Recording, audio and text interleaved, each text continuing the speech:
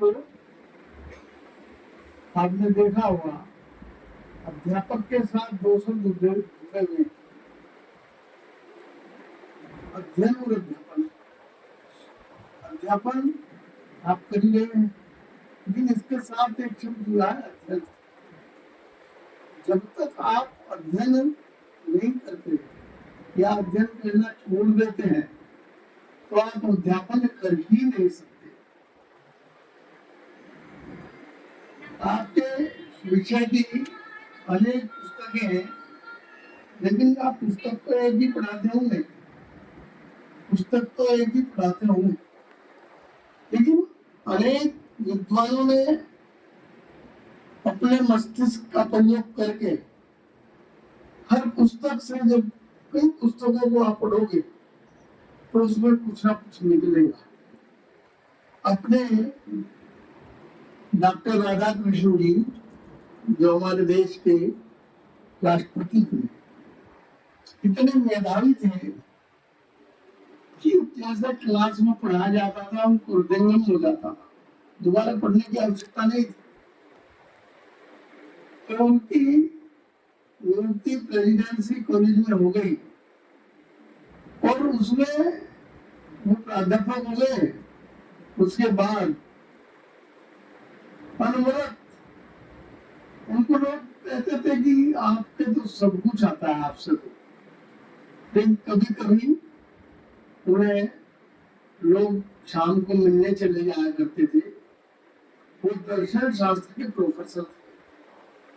वहां जाकर क्या देखते थे, दर्शन शास्त्र पर अनेक चिंतकों की, दार्शनिकों के लेखन की हुई पुस्तकें उनके सामने 5-7 रखी हुई होती थी। उनको वो पढ़ते थे, उनमें से कुछ नया निकालते थे।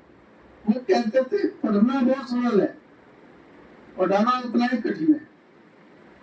तो जितना आप अध्ययन करेंगे उतना ही अध्यापन अच्छा कर सकेंगे, उतने ही अच्छे अध्यापक आप तैयार होंगे।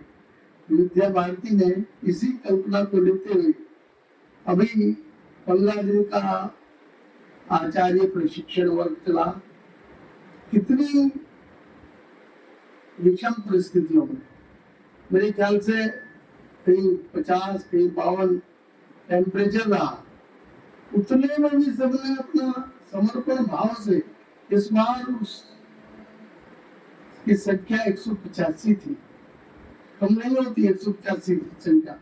और उनको पढ़ाने वाले, सिखाने वाले आचार्य, दीदी और अन्य स्टाफ जो व्यवस्थाओं में था, आप लगाकर देखेंगे तो 250-300 लोग लगे हुए थे। 185 प्रशिक्षणार्थी थे। आप देखिए इतनी गर्मी में भी वो वहां कर रहे। सबके बहाने हो सकते हैं, किसी का बच्चा छोटा है, किसी का मूड नहीं है। ये मूड बड़ी खराब चीज है, मूड नहीं है, और जो मूड नहीं होता उसके साथ बहाने तैयार हो जाते हैं। लेकिन जो व्यक्ति अपनी प्राथमिकता तय करता है तो वो उसको पहले कर लेता है काम को, सब चीज उसकी सेकेंडरी होती है। प्राथमिकता के बेस पे जब काम किया जाता है उसमें कुछ बहाने खत्म हो जाते हैं। हम तो उस संगठन के हैं जिसके परम पूजनीय गुरु जी द्वितीय संस्थान चालक थे। काशी विश्वविद्यालय में आप प्रोफेसर थे विज्ञान के। कुछ स्वयंसेवक वहां पढ़ने लगे, पढ़ने आए तो गुरु जी से कुछ पूछने लगे। गुरु जी ने उन्हें निराश नहीं किया। आज के विषय के थे, दूसरे विषयों के थे। उन्होंने क्या करा, उन विषयों की पुस्तकें खरीदी और रात भर उनका अध्ययन करते। अगले दिन उन्हें उनकी प्रॉब्लम सोल्व करते थे। तो अगर वो अध्ययन ना करते तो अध्यापन या उन्हें दूसरों को क्या सिखाएंगे। और सीखने की कभी उम्र समाप्त नहीं होती, हर समय सीखता है व्यक्ति। कई बार हमारे मन में आता है ये तो बच्चा है, हमें क्या सिखाएगा, उम्र मालूम से छोटा है। ऐसा कुछ नहीं। गुणों के आधार पर व्यक्ति की पूजा तरह से पूजा जाता है व्यक्ति, वस्त्रों के द्वारा। जब कोई आता है तो उसके अनादि है, वो जानता नहीं उसको, लेकिन उसके वस्त्र देख करके स्वागत होता है उसका। जैसे वस्त्र वो पहन रहा है उसके आधार पर स्वागत करते हैं, लेकिन विदाई उसके गुणों को देखकर होगी। अगर उसके अंदर कुछ गुण है और हमारे यहाँ आकर के ऑफिस में अपने विचार प्रकट कर रहा है, किस लिए आया हूँ, विद्वता जांच लेते हैं प्राचार्य जी, तो उसे उठ करके बाहर तक विदा करता है नहीं तो वो खड़ा हो जाएगा और वहीं से हाथ जोड़ लेंगे। कितना फर्क है। विद्वान सर्वत्र पूज्य थे, तो विद्वानों का तो आदर होता ही है। हाँ, एक बार नहीं होता, मान लो उनकी स्थिति ऐसी है और कपड़े अच्छे नहीं है, हो सके मोबाइल तो मैं नहीं मान, मैंने कहा आते हुए कपड़े देखकर और जाते हुए गुण देखकर विदाई होती है। तो गुणों को अपने जीवन में जितना बढ़ा दिया जाए, ये नहीं कि हम जब तक टीचर हैं तभी बढ़ाए हैं। आपको कुछ उदाहरण ऐसे हैं जो घरों में माँ बाप की शराबें बंद करा दी बच्चों ने। हमारे विद्यालय में अध्यापक ने सिखाया कि शराब पीना से फेफड़े खराब हो जाते हैं, व्यक्ति मर जाता है, फेफड़े खराब होने के बाद टीबी हो जाती है। उसके बाद एक दिन पढ़ा सिगरेट स्वास्थ्य के लिए हानिकारक है, जबकि सिगरेट के डब्बी पर लिख करके जिम्मेदारी खत्म हो जाती है उनकी। उस डब्बी पर लिखा होगा ये हार्मफुल है, लेकिन फिर भी लोग लेकर के पीते हैं। तो एक बच्ची किसी अध्यापक की थी, मैं आपको सत्य घटना बता रहा हूँ, किसी अध्यापक की थी। उसने देखा, स्कूल में उसे बताया, उसने देखा पिताजी तो सिगरेट एक बुझती थी, दूसरी, और ट्यूशन के बैच इतने चलते थे, अंग्रेजी के अध्यापक थे कि रात के 11 बजे तक ट्यूशन चला करते थे। और ट्यूशन में भी उस जमाने में 10-20 संख्या होती थी। उस बच्ची ने क्या किया, क्योंकि ये संस्कार विद्यालय से दिए गए, विद्यालय से क्या दिया कि ये नुकसान देती है। उसने कहा पिताजी पीते हैं, तो अब पिताजी को कैसे कहूँ।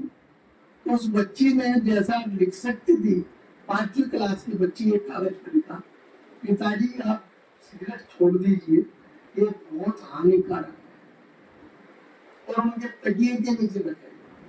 तो सो गए रात में, सुबह उठते उन्हें तो आदत थी वो सिगरेट की डब्बी और माचिस निकालने की तकिए के नीचे। उन्होंने निकाला तो कागज उन्हें मिला। उस कागज को पढ़ने के बाद उन्होंने बेटी ने क्या लिखा है। तो उस जमाने में बाहर नालियां नहीं होती थी, तो बच्चे से तैयार हो जाते गांव में, और उसमें ही पानी जाया करता था। तो उठे, बाहर निकले और उस सिगरेट की डब्बी और माचिस को वहीं फेंके। कितना बड़ा प्रभाव हुआ। अगर उनको के घर में रोज समझाते थे, उनकी पत्नी समझाती थी और गुस्सा करते थे, लेकिन बेटी के बताने से कितना मन पर प्रभाव हुआ, उसके बाद उन्होंने लिखा। तो विद्यालय एक ऐसी चीज है जो घर को भी संभाल देता है, और विद्यालय के अध्यापक के केवल ये ना समझे कि हम यहाँ विद्यालय में जाना और घर आ जाना हमारी ड्यूटी। हमारे विद्यालय के अध्यापक, हम तो ये मानते हैं समाज के लिए उनका चरित्र, उनकी रहन सहन, उनका सब हजारों आंखें उनको देखती है, किस प्रकार का रहन सहन है, किस प्रकार का चाल चलन है, वो सब देखती है आंखें। और अपना अवलोकन करना हो, मैं इतना अच्छा अध्यापक हूँ, तो जिस मोहल्ले की आप हैं उस मोहल्ले के कई परिवार कहेंगे ये जो टीचर है बहुत अच्छी है। अगर इसने कभी इस विद्यालय को छोड़ा ना, तो हम तो बच्चे सी के साथ उस विद्यालय में भेज देंगे, यहाँ तक कहते हैं लोग। लेकिन ऐसी नौबत आनी चाहिए, हम जहाँ पर भी हैं अपने को ऐसा तैयार करें, समाज ये कहे आप बहुत अच्छे हैं, आप जहाँ जाएंगे वहाँ हमारे बच्चे जाएंगे। तो इस तरह कई चीजें हैं हमारे अध्यापन में, बहुत कुछ समाहित है। एक ऐसा, ये तो हमारे जीवन को बदलने वाले होते हैं। अध्यापक निर्माण करता है बच्चों के जीवन का, और वो निर्माण तभी होगा जब आप विद्वान और विदुषी तैयार होंगे। अगर आपके अंदर योग्यता नहीं है तो आज की पीढ़ी ऐसी नहीं है जो आप कहें वही सुन ले। अगर कोई प्रश्न है